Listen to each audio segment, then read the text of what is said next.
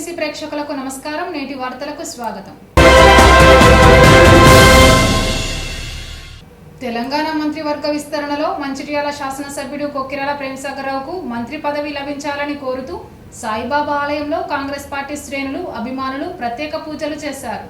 ముఖ్యమంత్రి రేవంత్ రెడ్డి మంత్రివర్గం చేపట్టిన నేపథ్యంలో సీనియర్ నాయకుడు అయిన ప్రేమసాగర్రావుకు మంత్రివర్గంలో స్థానం లభించాలని ఆకాంక్షిస్తూ పొలసాని సత్యనారాయణరావు, నడిపెల్లి శ్రీనివాసరావు పూజలు జరిపించారు. ప్రేమసాగర్రావుకు మంత్రి పదవి కట్టబెడితే కాంగ్రెస్ పార్టీ ఉమ్మడి జిల్లాల్లో బలోపేతం అవుతుందని అధిష్టానం యోచన చేయాలని కోరారు.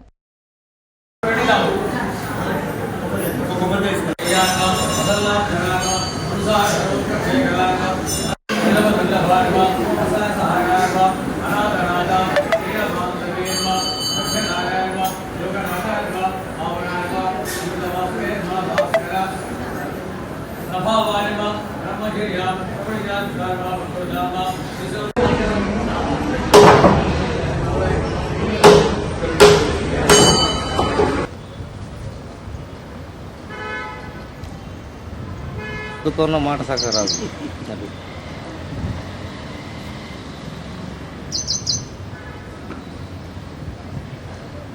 ఈరోజు మన బాబా గారు ఆశీస్సులు తీసుకోవడం కోసం మన ఎమ్మెల్యే గారు ప్రేమసాగర్ గారు మన ఇప్పుడు మంత్రివర్గ విస్తరణలో వారికి చోటు కల్పించాలని మేమందరం పోయి బాబా గుడిలో 101 కొబ్బరికాయలు కొట్టి వారికి కంపల్సరీ మంత్రి పదవి ఇవ్వాలని కోరుకోవడానికి వారి ఆశీర్వాదం తీసుకున్నాం. ఎందుకంటే ఎమ్మెల్యే గారు 20 సంవత్సరాల నుంచి వెళ్ళి కాంగ్రెస్ పార్టీకి ఎలలేని కృషి చేసినారు. పార్టీ స్థితిగతులు లేనప్పుడు కూడా ఈ మన ఉమ్మడి ఆదిలాబాద్ జిల్లాలనే వారు ఒక పెద్ద ఆయనలాగా దానికి పార్టీకి అండగా ఉండి వారు పనిచేసినారు. వారికి ఈసారి కంపల్సరీ మంత్రి స్థానం ఇవ్వాలి వారు అధిష్టానం. దానికోసం ఇవాళ మేము సాయినాథ్ గుళ్ళో వారికి అర్చన చేయించి మేము వారికి భగవంతుడు ఆశీర్వాదంతో మంత్రివర్గంలో స్థానం కల్పించాలని మేము అందరం కోరుకుంటున్నాం. ఇంకా అంతేకాకుండా వారు ఇప్పుడు ఒక ఆదిలాబాద్ జిల్లాకే కాదు మన తెలంగాణ రాష్ట్రానికి సేవలు అందియాలి, వారి సేవలు తీసుకోవాలని చెప్పి పార్టీ 100% అధిష్టానం గారు వీరి మీద నమ్మకంతో కంపల్సరీ మంత్రి పదవి ఇవ్వాలని కోరుతున్నాం. తెలంగాణ సింగరేణి సంస్థను నిర్వీర్యం చేసే కుట్రలో భాగమే కేంద్ర బీజేపీ ప్రభుత్వం సింగరేణి గనులను వేలం ద్వారా ప్రైవేటు సంస్థలకు దారదత్తం చేసే ప్రయత్నం చేస్తుందని ఐఎన్టీయూసీ ఉపాధ్యక్షుడు జట్టి శంకర్రావు ఆరోపించారు. గురువారం శ్రీరాంపూర్ జీఎం ఆఫీస్కు ఐఎన్టీయూసీ ఆధ్వర్యంలో నాయకులు, కార్మికులు ర్యాలీగా వెళ్లి ధర్నా చేశారు. అనంతరం గనుల వేలం ప్రైవేటీకరణను వ్యతిరేకిస్తూ జీఎంకు కేంద్ర ఉపాధ్యక్షుడు కలవేన శ్యామ్ కుమార్, ఏరియా ఉపాధ్యక్షుడు శంకర్రావు, డిప్యూటీ ప్రధాన కార్యదర్శి గర్గస్వామి, మైనింగ్ స్టాఫ్ ఇన్ఛార్జ్ తిరుపతి రాజులు వినతి పత్రం అందించారు. ఈ సందర్భంగా వారు మాట్లాడుతూ వెంటనే కేంద్ర బీజేపీ ప్రభుత్వం సింగరేణికే గనులను నామినేషన్ పద్ధతిలో అప్పగించాలని డిమాండ్ చేశారు. సింగరేణి వ్యాప్తంగా యూనియన్ ప్రధాన కార్యదర్శి జనక్ ప్రసాద్ ఆధ్వర్యంలో అన్ని జీఎం ఆఫీసుల ముందు ధర్నాలు చేయడం జరుగుతుందన్నారు. గనులు ప్రైవేట్ సంస్థలకు ఇస్తే శాశ్వత ఉద్యోగాలు ఉండవని, కాంట్రాక్టు ఉద్యోగాలు మాత్రమే ఉంటుందని, వారికి కూడా ఉద్యోగ భద్రత ఉండదని పేర్కొన్నారు. కాంగ్రెస్ ప్రభుత్వ మంత్రి బట్టి విక్రమార్క గనుల వేలాన్ని వ్యతిరేకిస్తూ కోల్ ఇండియా యాజమాన్యానికి లేఖ ఇచ్చారని చెప్పారు. సింగరేణిలో అపార అనుభవం ఉన్న అధికారులు, ఉద్యోగులున్నారని చెప్పారు. వెంటనే ఇప్పటికైనా గనులను సింగరేణికి ఇవ్వాలని డిమాండ్ చేశారు. ఈ కార్యక్రమంలో ఐఎన్టీయూసీ కేంద్ర కార్యదర్శి భీమ్రావు, నాయకులు గోపాల్ రెడ్డి, బ్రహ్మచారి, నీలం సదయ్య, సతీష్, అనిల్, కొలిపాక సమ్మయ్య, శ్రీనివాస్, మహేందర్, జగదీశ్వర్ రెడ్డి, ఎంబడి తిరుపతి పాల్గొన్నారు. అలాగే డిపార్ట్మెంట్స్, అలాగే అన్ని ఏరియా జిల్లాల యందు 3 గంటలకు పెద్దలు జనక్ ప్రసాద్ గారు, secretary general, minimum wages chairman గారి ఆదేశాల మేరకు ఈరోజు సింగరేణిలో ప్రైవేటీకరణ అంశంపై మరి పెద్ద సింగరేణి గనులు, సింగరేణి ప్రాంతంలో ఉన్నటువంటి ఎన్విరాన్మెంట్ చేసినటువంటి గనులన్నీ కూడా సింగరేణికి కేటాయించాలని ఈరోజు జనక్ ప్రసాద్ గారి ఆదేశాల మేరకు మరి కేంద్ర ప్రభుత్వం అవలంబిస్తున్నటువంటి కార్మిక వ్యతిరేక విధానాలకు నిరసనగా ఈరోజు ఐఎన్టీయూసీ శ్రేణులు సింగరేణి వ్యాప్తంగా పెద్ద ఎత్తున ధర్నా కార్యక్రమం చేపట్టడం జరిగింది. మరి అందులో భాగంగా శ్రీరాంపూర్లో మరి ఐఎన్టీయూసీ కార్యకర్తలందరూ కూడా ఈరోజు మరి కదం దొక్కి కేంద్ర ప్రభుత్వం ఏదైతే ఈ బొగ్గు గనుల వేలాన్ని మరి అమలు చేస్తూ ఉందో మరి దానికి నిరసనగా ఈరోజు అన్ని జీఎం ఆఫీసుల ముందు శ్రీరాంపూర్ జీఎం ఆఫీస్ ముందు ధర్నా చేయడం జరుగుతూ ఉంది. మరి ఈ ధర్నాలో మరి ఇప్పటికైనా కేంద్ర ప్రభుత్వం దిగివచ్చి మరి కార్మిక వ్యతిరేక విధానాలను విడనాడాలని మరి వెంటనే సింగరేణికి సంస్థకు తవ్వవలసినటువంటి బొగ్గును ఈ ప్రాంతంలో తెలంగాణ ప్రాంతంలో ఉన్న అన్ని గనులను కూడా సింగరేణికి కేటాయించి మరి సింగరేణి ప్రాంత నిరుద్యోగులకు ఉపాధి అవకాశాలు కల్పించాలని చెప్పేసి మేము ఐఎన్టీయూసీ తరఫున కేంద్ర ప్రభుత్వాన్ని డిమాండ్ చేస్తూ ఉన్నాం. మరి అంతేకాకుండా మరి మాకు రావాల్సినటువంటి నిధులు కానివ్వండి, మరి బడ్జెట్ కానివ్వండి, అవన్నీ కూడా సింగరేణికి కేటాయిస్తే ఈరోజు సింగరేణి ప్రాంతంలో 1,00,000 ఉద్యోగాలు ఇచ్చేదానికి అవకాశం ఉంది. ఇక్కడ ఒక 100 సంవత్సరాలు బొగ్గు తీసినా కూడా తరగనటువంటి బొగ్గు గనులు ఉన్నాయి ఇక్కడ. కాబట్టి అవన్నీ కూడా సింగరేణికి కేటాయించాలని చెప్పేసి ఈరోజు ఐఎన్టీయూసీ పక్షాన మరి మేమందరం కూడా పెద్దలు జనకప్రసాద్ గారు, మరి ఎమ్మెల్యే ప్రేమ్ సాగర్ రావు గారు, మరి కాంగ్రెస్ పార్టీ మరి పెద్దలు గట్టి విక్రమార్క గారు, ఉప ముఖ్యమంత్రి గారు, మరి వారు కూడా ప్రతి అంశంలో కేంద్రంలో చెప్పడం జరుగుతూ ఉంది. మరి ఏదైతే సింగరేణి ప్రాంతంలో ఉన్న బొగ్గు అపారమైన అనుభవం ఉన్నటువంటి సింగరేణి అధికారులు, మరి సింగరేణి కార్మికులు ఈరోజు 130 సంవత్సరాల నుంచి మనం బొగ్గు వెలికి తీస్తూ ఉన్నాం. వాటి ఈ సంస్థకే బొగ్గు గనులు కేటాయిస్తే మరి భవిష్యత్తులో మరి మంచి ఉపాధి అవకాశాలు కార్మికులకు నిరుద్యోగులకు దొరుకుతాయి.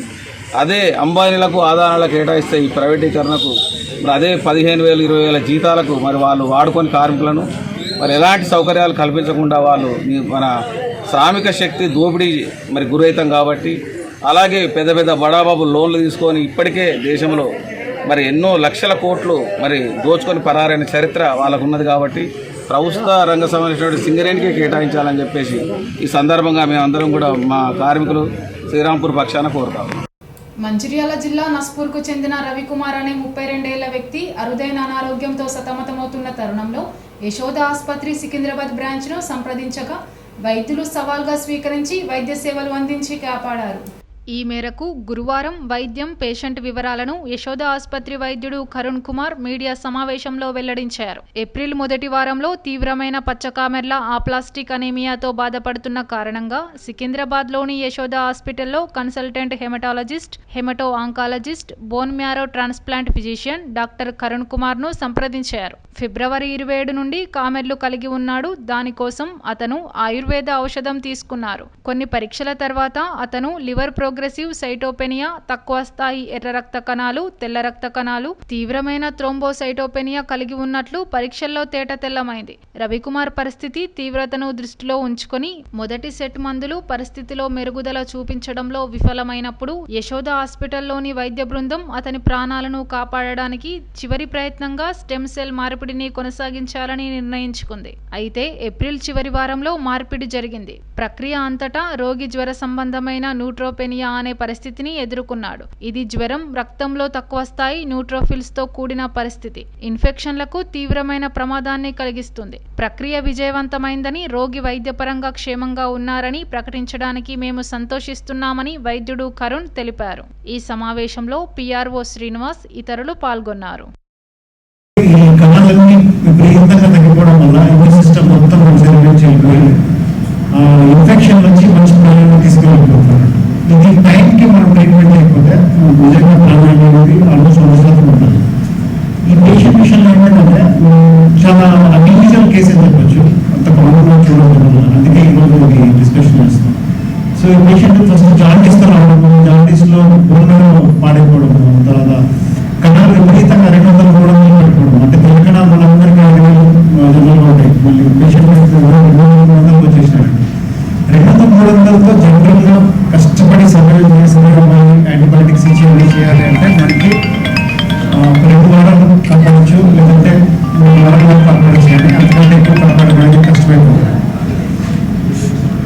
ఇప్పుడు పేషెంట్ విషయం ఏంటంటే అంత తక్కువ కణాలు ఉన్నప్పుడు ఇన్ఫెక్షన్ వాడము, ఇన్ఫెక్షన్ ఇబ్బంది వాడము, దాన్ని సపోర్ట్ చేయడము, 1 month వరకు ట్రీట్మెంట్ చేసుకుంటూ స్టేబుల్ చేసిన తర్వాత స్టెమ్ సెల్ ట్రాన్స్ప్లాంట్లోకి వెళ్ళడము.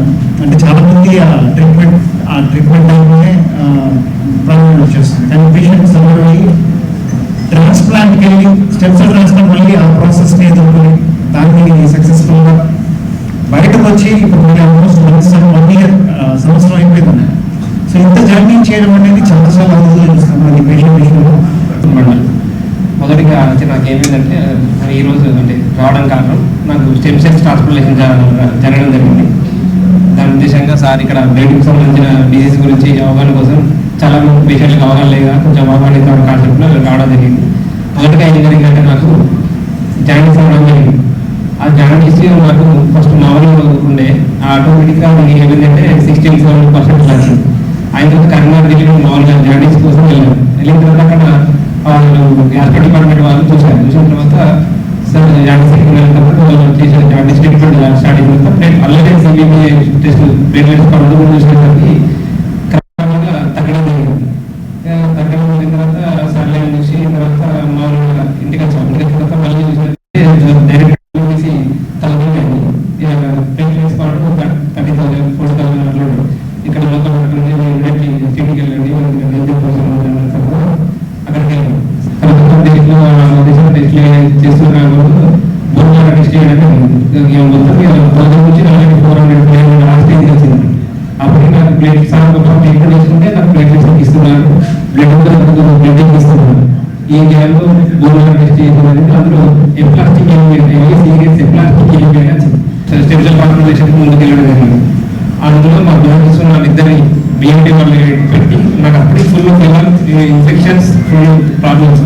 ఆ కండిషన్ చాలా ఇన్ఫెక్షన్స్, ఫీవర్ అన్ని కంట్రోల్ చేసి అవన్నీ చేసి మా డాక్టర్స్ స్టెమ్ సెల్స్ కలెక్ట్ చేసి నాకు ఏ మూత్రాలు అవసరం ఉందో ఆ మూత్రాల్లో నాకు స్టెమ్ సెల్స్ ఇవ్వడం జరిగింది. అందులో బాగా నాకు అప్పటికి బిఎండి వాళ్ళు స్పెషల్ ఇంటర్వేషన్ స్పెషల్ ఇన్ఫెక్షన్ రాకుండా స్పెషల్ పెట్టి అలా మెల్లిమెల్లిగా నాకు ట్రీట్మెంట్ స్టార్ట్ చేయడం జరిగింది. ఆ విధంగా 20 days తర్వాత కళ్ళకి మెల్లిమెల్లిగా పెరగడం జరిగింది. అందులో బాగా చాలా ఇన్ఫెక్షన్స్ అయ్యాయి. ఈ మెల్లిమెల్లిగా 20 days తర్వాత ఇంక్రీజ్ అవ్వడం తర్వాత ఇన్ఫెక్షన్స్ జిఎస్టీ ఇంకా మోషన్స్ ఇలా చాలా జరిగింది. ఇప్పటికీ నా బడ్జెట్లో నాకు ట్రాన్స్ప్లాంటేషన్ కంప్లీట్ అయ్యి 14 months కంప్లీట్ అయ్యి 15 months దగ్గర వచ్చింది. ఈ డిసీజ్కు 1 year కాకుండా సక్సెస్ రేట్ చాలా ఉంది. నేను కారణం 100% డాక్టర్ ధన్యవాదాలు. నేటి ఎస్ఎండిసి న్యూస్ ఇంతటితో సమాప్తం. తిరిగి ప్రసారమయ్యే ఎస్ఎండిసి న్యూస్లో మళ్ళీ కలుద్దాం. అంతవరకు సెలవు. నమస్కారం.